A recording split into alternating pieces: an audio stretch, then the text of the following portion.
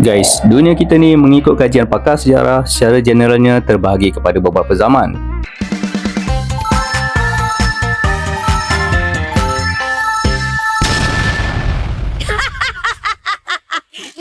Bermula daripada zaman di mana sistem penulisan dan sejarah peristiwa belum lagi direkodkan, di mana masa ni manusia dikatakan belum mencapai ketamadunan. Memburu pun guna batu yang diasah, bercakap pun macam orik.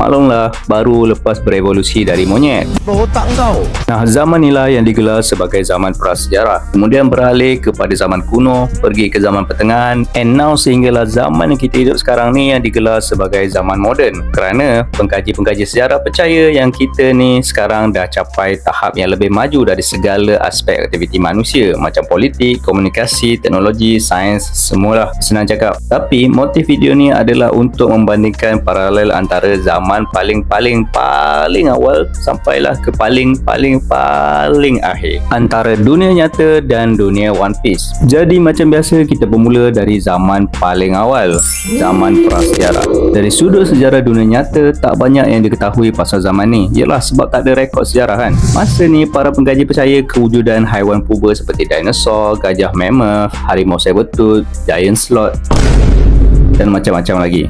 Manusia pula masih lagi hidup secara nomad dan berpindah randah dengan hanya menggunakan simbol-simbol dan lukisan di dinding gua sebagai sistem tulisan. But ini semua just teori. Benda yang betul-betul berlaku ya wallahu a'lam. Kewujudan zaman prasejarah dalam dunia One Piece pula dibuktikan dengan wujudnya Little Garden, di mana zaman dinosaur tidak berakhir di pulau ni. Mainly kerana Grand Line adalah sangat susah untuk dijelajah, dan kerana cuaca dan fenomena di Grand Line yang tak menentu, masa di Little Garden seolah-olah terhenti. Even blog post pun perlukan setahun nak reset mat kat situ. Wait, adakah ini bermakna Grand Line ni dah wujud sejak zaman dinosaur di dunia One Piece? Kemudian wujud pula buah devil fruit model dinosaur, atau dalam istilah yang dipakai Oda, Zoan devil fruit jenis naga. Kenapa naga? Sebab ada kemungkinan masyarakat dulu mengenal makhluk-makhluk dinosaur ni sebagai naga. Perkataan dinosaur tu sendiri dicipta pada tahun 1841 yang berasal dari gabungan perkataan bahasa Yunani iaitu Deinos yang bermaksud dahsyat, kuat dan menakjubkan, dan Sauros yang bermaksud cicak. Ironinya, semua jenis Ryuryunomi yang bermaksud naga dalam bahasa Melayu adalah bermodelkan dinosaur. Contoh, King memakan devil fruit naga model Pteranodon, Queen makan devil fruit naga model Brachiosaurus, dan X-Drake makan devil fruit naga model Allosaurus. Sedangkan model naga sendiri iaitu model Seryu yang dimakan Kaido adalah buah devil fruit jenis ikan. Hal ini adalah kerana jenis buah devil fruit itu sendiri.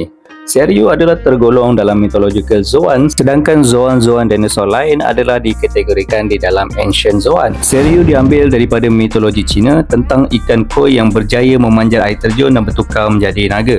So basically dia still ikan. Konklusinya, dari mana zaman prasejarah ni bermula atau berakhir adalah tidak dinyatakan di dalam One Piece, tapi mostly likely beribu tahun dululah. Dan zaman ni berkemungkinan berakhir sekitar 5,000 tahun lalu apabila Tree of Knowledge mula ditanam di Ohara dan sejarah dunia One Piece telah mula direkodkan. Kebetulan atau disengajakan, zaman prasejarah di dunia nyata pula berakhir dengan bermulanya tamadun dan munculnya sistem tulisan yang merekod sejarah pada tahun cetaka.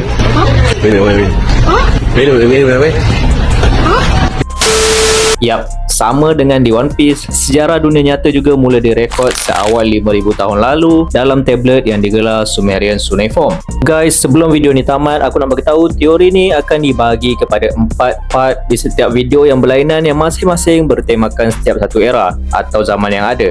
So, jadi apa pendapat korang? Kalau korang ada teori yang menarik atau ingin kongsikan sesuatu, jangan malu-malu untuk like, komen dan subscribe video dan channel ni.